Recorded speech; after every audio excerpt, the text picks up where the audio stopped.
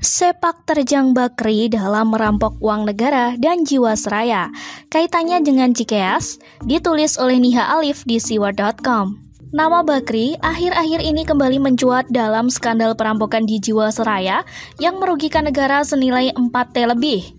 Padahal jauh ke belakang begitu banyak kasus perampokan Bakri, mulai dari kasus lumpur Lapindo, intervensi penjualan saham PT Bumi Research, tunggakan 2 hingga 5 triliun, royalti batubara hingga akuisisi saham 14%, PT Newmont Nusa Tenggara.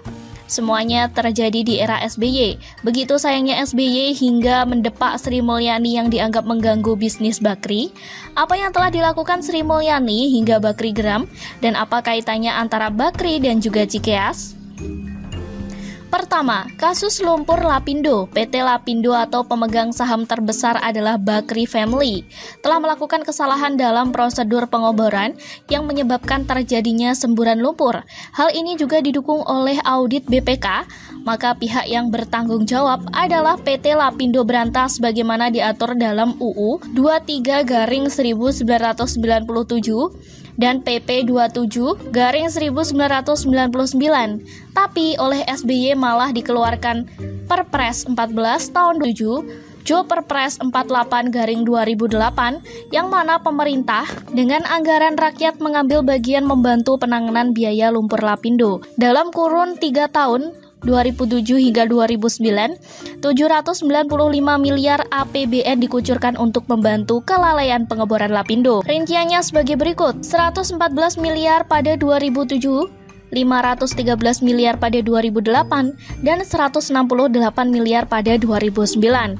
Dalam hal ini Sri Mulyani sudah sangat geram dan tak ingin negara menalangi semua kesalahan Bakri.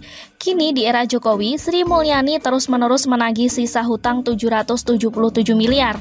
Tentunya ini lebih baik ketimbang jaminan aset tanah sekitaran Lapindo yang harga telah jatuh.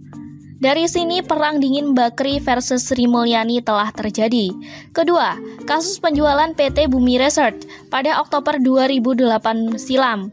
Bersama krisis finansial dunia, saham-saham perusahaan nasional di BEI jatuh bebas tidak terkendali. Saham BUMN yang 3 bulan sebelumnya mencapai 7.000 per saham, anjlok di bawah 1.000 per saham. Tapi, pihak otoritas saham tiba-tiba menghentikan sementara atau suspensi perdagangan saham Bumi hanya karena adanya titipan dari Menko Kesra Abu Rizal Bakri. Sri Mulyani yang memegang kendali masalah keuangan termasuk pasar modal jadi berang. SMI meminta pencabutan penghentian sementara perdagangan saham PT Bumi Research Tbk pada 7 Oktober 2008. Padahal yang perintah penghentian suspensi saham Bakri berasal dari pemerintahan Republik Indonesia. Ketiga, tunggakan perusahaan batubara. Sri Mulyani geram karena sejumlah perusahaan dengan begitu berani menghindari pajak atau royalti dan bahkan menunggak bertahun-tahun. Perusahaan batubara Bakri setidaknya menunggak 2 hingga 5 triliun royalti hasil akumulasi sejak 2002 hingga 2013. Keempat, kasus akuisisi PT Newmont oleh Bakri. Rencana Bakri menguasai saham 14% PT Newmont Nusa Tenggara terganjal Menku. Mengingat potensi yang besar dari Newmont, Sri Mulyani menolak keinginan Bakri membeli 14% saham di investasi PT Newmont Nusa Tenggara. Saat menjabat pelaksana tugas Menko Perekonomian, Sri Mulyani meminta agar seluruh saham di investasi Newmont dibeli oleh perusahaan negara. Meski begitu, ketika jabatan Menteri Koordinator Perekonomian berpindah ke Hatta Rajasa, melalui multi kapital akhirnya Bakri bisa mendapatkan 75% dari 14% saham Newmont. Akhir, perang sengit antara Bakri dan Sri Mulyani harus berakhir dengan kemenangan Bakri.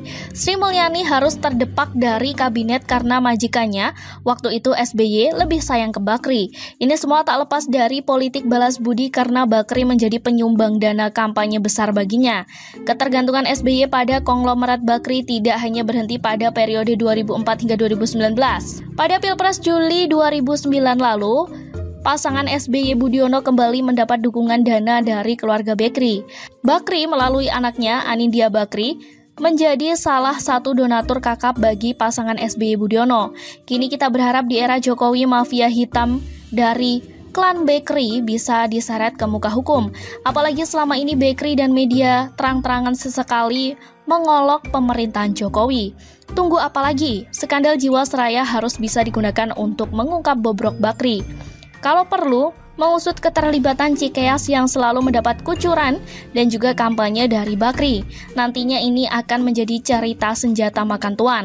Maksud Bakri dan Cikeas mengarang cerita dana Jiwasraya untuk biaya kampanye Jokowi Ma'ruf.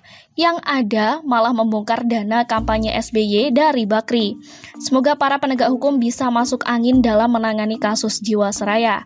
Kita dukung majelis hakim membuka kasus ini selebar-lebarnya dan menyeret Bakri ke muka hukum.